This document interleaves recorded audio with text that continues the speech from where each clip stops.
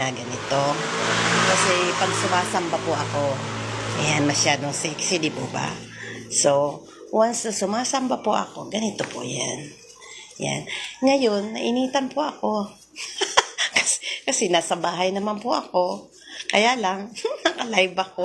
Pero okay lang po. Nakagano naman ang hair ko. Hindi masyado obvious ang aking. Ayan. Baka naman daring ako tingnan. Nakakahiya. So, ang ganda ko daw po. Ay, flattered. Thank you po sa mga nakaka-appreciate ng aking kagandahan. Sabay ganun. Yes, syempre. May kanya-kanya po tayong katangian. Bawat tao may katangian po. Di po ba?